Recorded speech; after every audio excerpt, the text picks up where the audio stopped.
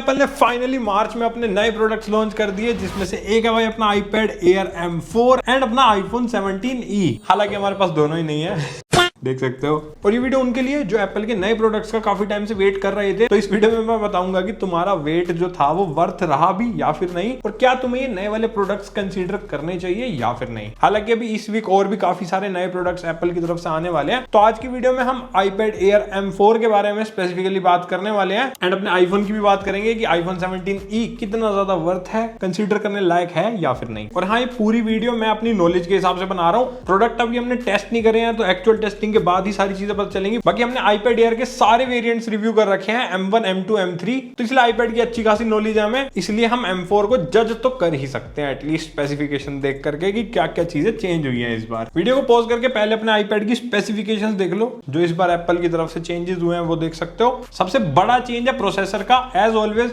हर साल मार्च के महीने में एप्पल नए प्रोडक्ट्स जो भी लॉन्च करता है वो बस प्रेस रिलीज कर देता है, कोई लॉन्च इवेंट नहीं होता, तो वेबसाइट पे बस भाई सीधा डायरेक्ट लॉन्च हो जाता है। iPad Air M2 में मेजर चेंजेस हुए थे, बट M2 के बाद M3 और M4 भी जो अब आया है ना नए वाला, वो बिल्कुल सेम टू सेम है, कोई खास चेंज नहीं है। बस छोटी मोटी अंदर की चीजों को चेंज कर दिया, जैसे कि अपना प्रोसेसर अपग्रेड कर दिया। जैसे पहले M2 से M3 हुआ था, इस बार M3 की जगह M4 लगा दिया, जो पहले अपने iPad Pro में आया था सबसे पहले लास्ट वेरिएंट में, अब वो iPad Air के अंदर डाल दिया सेम प्रोसेसर। ठीक है, बाहर से दिखने में एंड डिस्प्ले वगैरह, स्पीकर्स वगैरह, पोर्ट्स वगैरह में कोई चेंज नहीं है। ठीक है, वो बिल्कुल सिमिलर है। और इस M4 चिपसेट के अंदर 16 कोर न्यूरल इंजन है, 8 कोर का CPU है ये, एंड इसमें 9 कोर का GPU लगा हुआ है। बाकी इस बार मेमोरी भी बढ़ा दी है, मतलब जो रैम अपनी iPad में आती थी वो 8 GB आती थी, इस बार जो M4 चिपसेट के साथ iPad Air आ रहा है वो 12 GB रैम के साथ आ रहा है। वैसे सही बताऊं तो iPad के लिए ना 8 GB भी मोर देन इनफ थी भाई, इसमें कोई इशू नहीं आता। हमारे पास iPad 11 जनरेशन भी है, इसके अंदर भाई 6 GB रैम है, ये भी मोर देन इनफ है, बढ़िया काम चलाती है। तो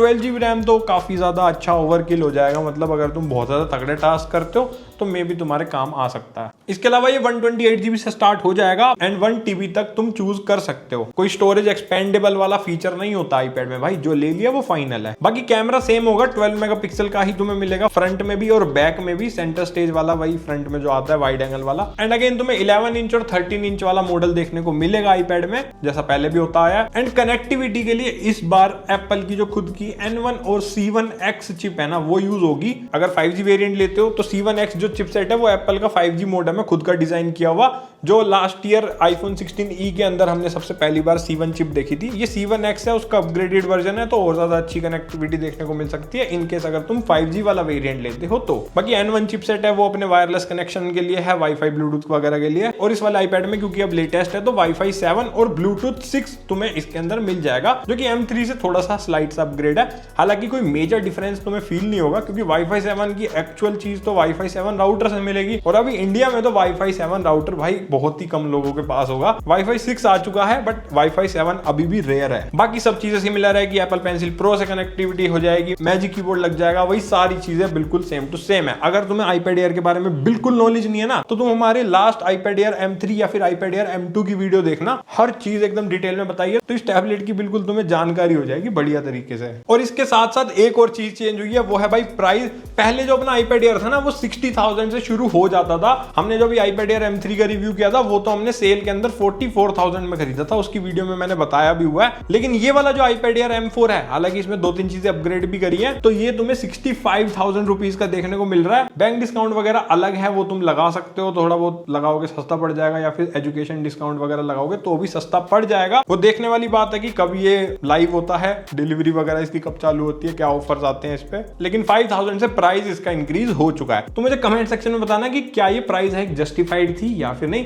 हालांकि रैम और स्टोरेज के प्राइसेस क्योंकि बढ़ रहे हैं तो ये जस्टिफाइड ही है भाई, सारी चीजें महंगी हो रही हैं धीरे धीरे, देखने को मिल रहा है। अभी हमने S26 अल्ट्रा देखा, वो भी 10,000 महंगा लॉन्च हुआ है लास्ट ईयर का कंपेयर में, तो इसीलिए मुझे लगता है कि ये प्राइस कहीं ना कहीं इंक्रीज हुआ है। पर मुझे तो इतना ज्यादा जस्टिफाइड नहीं लग रहा भाई, ये प्राइस कम कर सकते थे, बढ़ाने की जरूरत नहीं थी, क्योंकि डिस्प्ले अभी भी 60 हर्ट्ज ही आ रही है और वही 2 स्पीकर आ रहे हैं, तो कुछ ऐसा कुछ बड़ा अपग्रेड तो किया नहीं है इन्होंने। बाकी कमेंट सेक्शन में यार अपनी विचार लिख देना बस तुम, और अगर अभी तक वीडियो पसंद आ रही है तो लाइक और सब्सक्राइब जरूर कर देना। ना हमें इस रेशियो को भाई 25% लेके जाना है इस साल के एंड तक, तो सब्सक्राइब कर दिया करो, क्योंकि ऐसी वीडियोस हम सिर्फ तुम्हारे लिए ही बनाते हैं। और अगर कमेंट करोगे तो हम कोशिश करेंगे कि iPad Air M4 का भी रिव्यू तुम्हारे लिए ले आए और कंपैरिजन वगैरह सब चीजें उस वीडियो में तुम्हारे लिए अच्छे से कर दें। ठीक है, कमेंट में बता देना। एंड अगर तुम्हारा सवाल है कि भाई क्या इसे अपग्रेड करना चाहिए या फिर नहीं, मैं तो कहूंगा कि अगर तुम M2 या M3 वाला iPad Air यूज कर रहे हो तो कोई जरूरत नहीं अपग्रेड करने की। तुम्हारा काम अभी भी बहुत ही सही तरीके से चल जाएगा, अभी भी 2-3 साल तक तो तुम बढ़िया फ्यूचर प्रूफ हो, कोई अपग्रेड की जरूरत नहीं है तुम्हें। लेकिन अगर तुम बहुत ही पुराने वाला iPad Air यूज कर रहे हो, लाइक M सीरीज से भी पुराने वाला A चिपसेट आते थे जब A14 A13 वाले, या फिर तुम iPad Air M1 भी यूज कर रहे हो ना, तब भी तुम चाहो तो अपग्रेड कर सकते हो इच्छा अनुसार। अगर काम सही चल रहा है तो जरूरत नहीं है, मत करना अपग्रेड। बट अगर तुम्हें लग रहा है कि हाँ थोड़ी बहुत परफॉर्मेंस की जरूरत है, जो चीजें एक्स्ट्रा मिल रही है उसकी जरूरत है, देन तुम डेफिनेटली M4 की तरफ डायरेक्टली जा सकते हो, क्योंकि हाँ 2-3 चीजें जो अपग्रेड हुई है वो डिसेंट है और अच्छी है, बुरी नहीं है। प्लस एप्पल पेंसिल प्रो वगैरह का भी सपोर्ट तुम्हें मिल जाएगा, क्योंकि iPad Air M1 में तो उसका सपोर्ट नहीं आता था। बट M2 और M3 वाले लोगों को तो कोई जरूरत नहीं है भाई, मत करना तुम अपग्रेड, इतना कोई बहुत ज्यादा ड्रास्टिक चेंज नहीं मिलेगा तुम्हें। लेकिन परफॉर्मेंस तुम्हें बहुत ज्यादा तगड़ी मिलने वाली है, क्योंकि M4 चिपसेट वैसे ही बहुत ही ओवरकिल है एक iPad के हिसाब से, इतना तो कोई यूज ही नहीं करता भाई, मैं ही नहीं कर पाया आज तक। अब बात करते हैं अपने iPhone 16e की, I mean 17e, क्योंकि बिल्कुल सिमिलर है तो ज्यादा पता नहीं चल पा रहा भाई। सेम डिजाइन है जैसा iPhone 16e का था, कोई चेंज नहीं है डिजाइन में। कैमरा भी बिल्कुल सेम टू सेम है, 48 मेगापिक्सल का तुम्हें फ्यूजन कैमरा मिल रहा है 2-in-1 वाला, जैसा iPhone Air के अंदर था, बिल्कुल वही कैमरा है।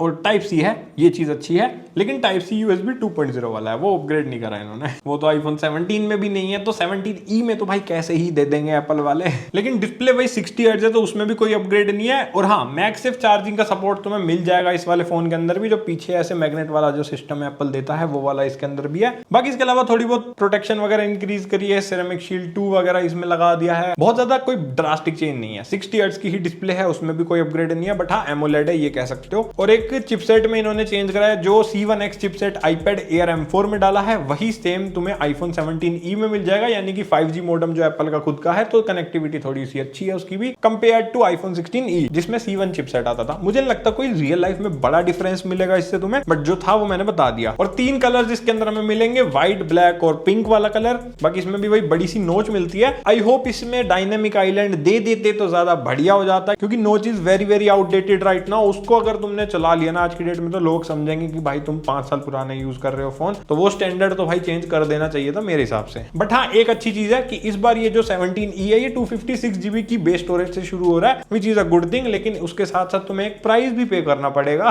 लास्ट ईयर 16e 60,000 का आया था, लेकिन 17e इस बार 65,000 का लॉन्च हुआ है, तो 5,000 से प्राइस भी इसका इंक्रीज हो गया, जिसका रीजन क्लियर है भाई, रैम और स्टोरेज की जो प्राइस हाइक ग्लोबली चल रही है उसकी वजह से एप्पल ने प्राइसेस बढ़ाए हैं। और अब आने वाले जितने भी एप्पल के डिवाइसेस हैं उन सब में तुम्हें 5 से 10,000 का तो इंक्रीज देखने को मिलेगा ही मिलेगा, ये तो एक्सपेक्ट कर लेना भाई। तो हम क्या ही दोस्त हैं, लेकिन नुकसान कंज्यूमर का ही होता है हर बार तो। और भाई साहब गिबली ट्रेंड करो एआई से।